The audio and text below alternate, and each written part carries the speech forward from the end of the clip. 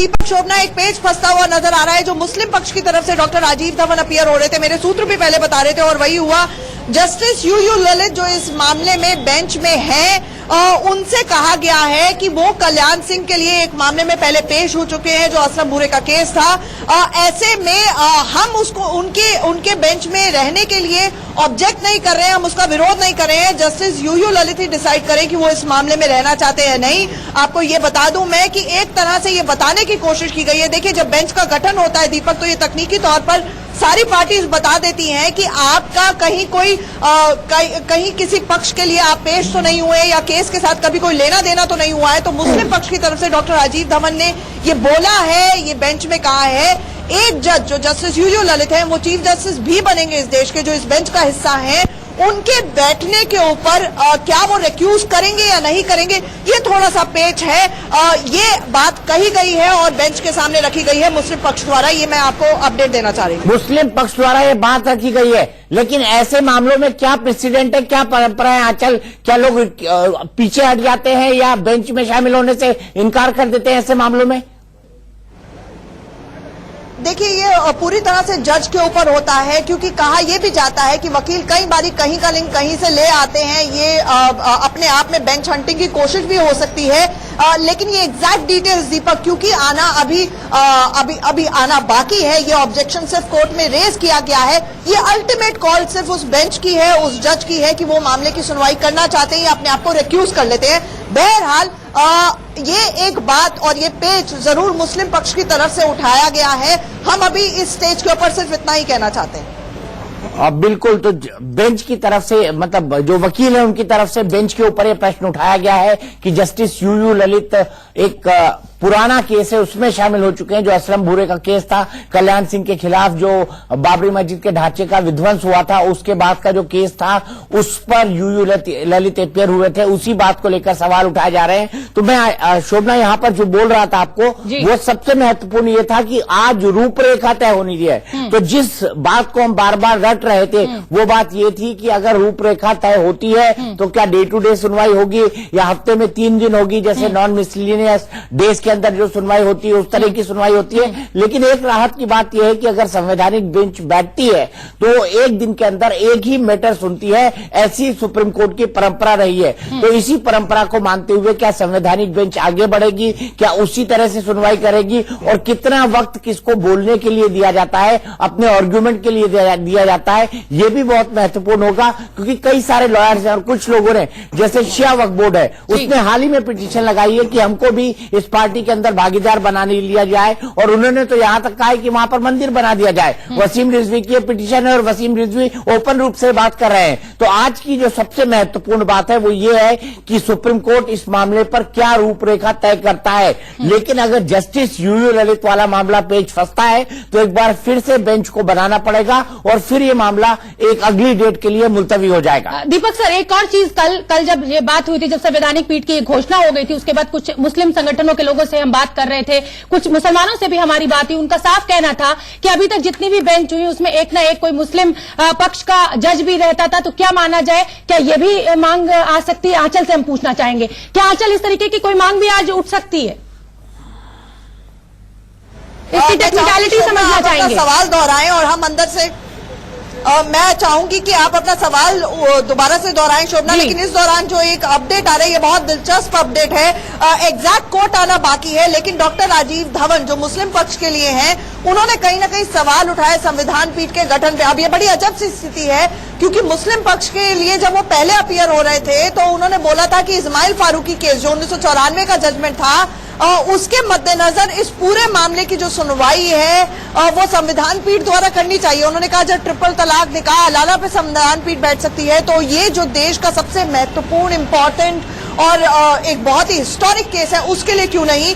अब ये खबर आ रही है कि उन्होंने थोड़ा सा ऑब्जेक्शन रेज किया है। एग्जैक्ट कोर्ट क्या है डॉक्टर राजीव धवन का, वो आना बाकी है। शोभना, आप अपना सवाल पूछ सकते हैं। आंचल, मैं आपसे जानना चाह रही हूँ कि कल हम बात कर रहे थे तो कुछ मुस्लिम संगठन के लोगों से भी मेरी बात हुई, कुछ मुसलमानों से भी मेरी बात हुई। उनकी एक शिकायत थी, मैं टेक्निकलिटी समझना चाह रही हूँ क्योंकि मुझे पता नहीं है कि किस चीज में कंटेम्प्ट हो जाता है और क्या होता है। मैं समझना ये चाह रही हूँ कि उनका साफ ये कहना था कि इस 5 जजों की जो संवैधानिक पीठ में उसमें एक भी जज मुसलमान नहीं है जो हमारे पक्ष को, हमारे धर्म को, हमारी बात को समझ सके। तो क्या ये मुद्दा भी उठ सकता है? यूयू ललित पर अगर उठ गया है तो क्या ये मांग भी मुस्लिम पक्ष के वकील राजीव धवन कर सकते हैं?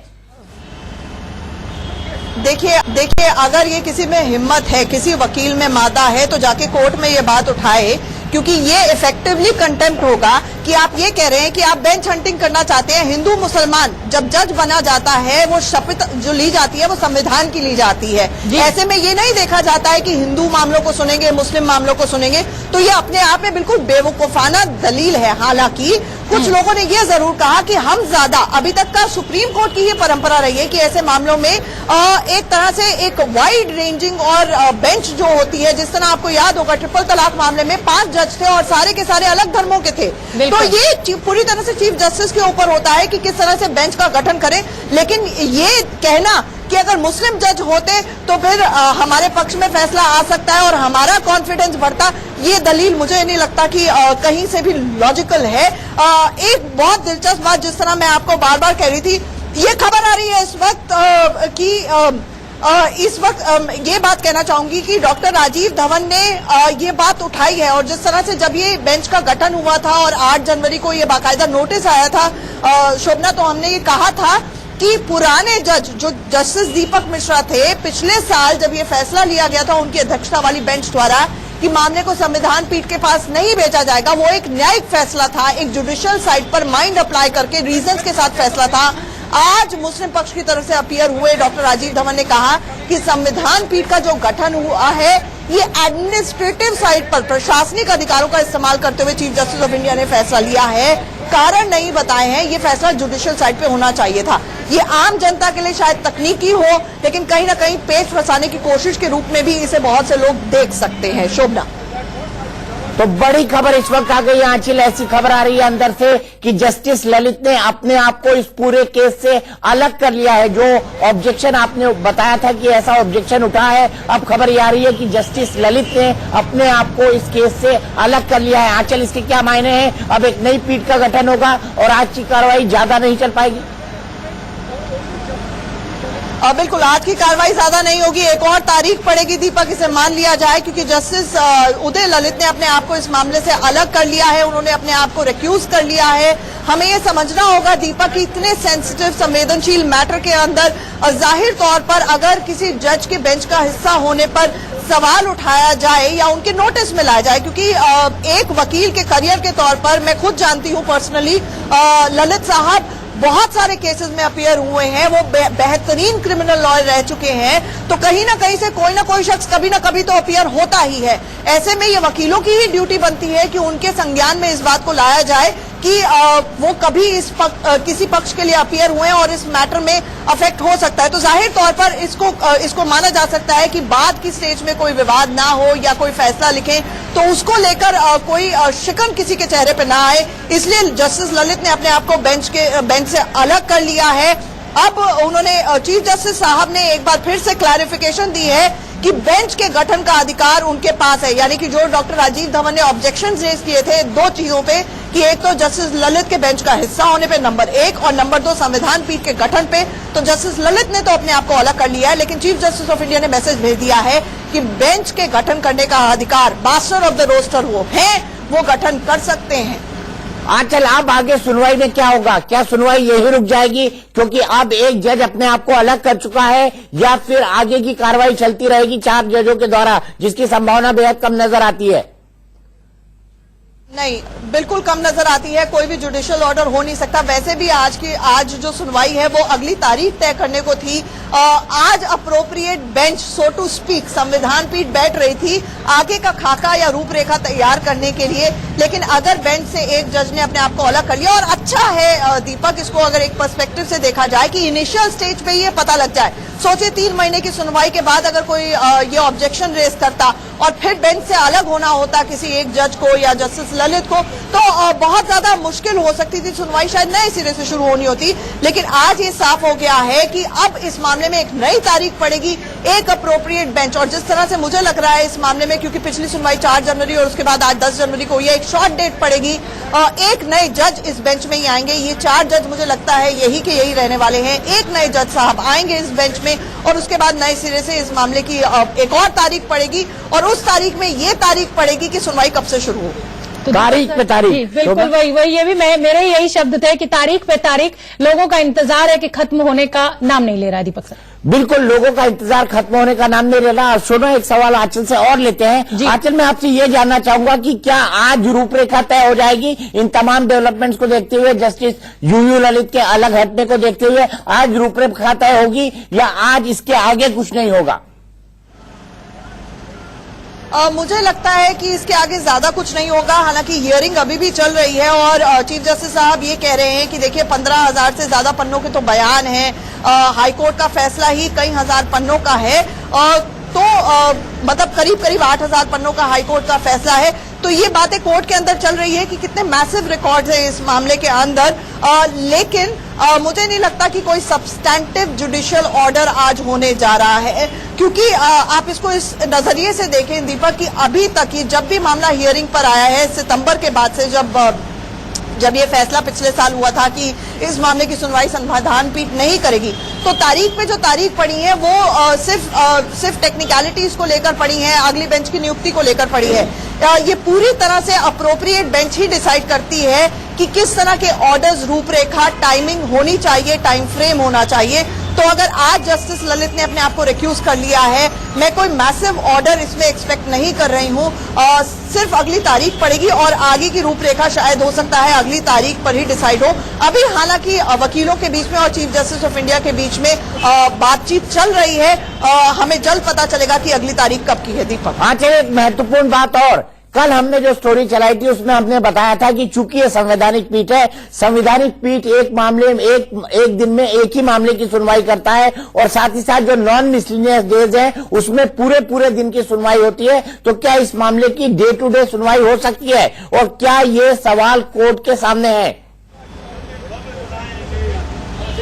देखिए, डे टू डे हियरिंग की मांग एक लिहाज से देखा जाए दीपक तो इलॉजिकल हो जाती है जब मामला संविधान पीठ के सामने जाता है, और खासतौर से स्पेशल गठन हुआ है संविधान पीठ का। ये वो मैटर्स नहीं है जैसे मसलन जैसे रिजर्वेशन को लेकर या कोटास को लेकर, इस तरह के मामले जो संवैधानिक सवालों से डील करते हैं और कई सालों से, लगभग 1-1.5 दशक से पेंडिंग पड़े हैं। ये स्पेशल बेंच की नियुक्ति अगर होगी और ये 5 जज जो इस मामले में, खासतौर से justice Ranjan Gogoi, because there is going to be a strict deadline and timeline, क्योंकि वो नवंबर में रिटायर हो रहे हैं, तो अगर वो सुनवाई शुरू करते हैं और स्पेशल बेंच में इन 5 जजों की, जो अब 5वें जज नए आएंगे, उन्हीं की अवेलेबिलिटी को देखा जाएगा।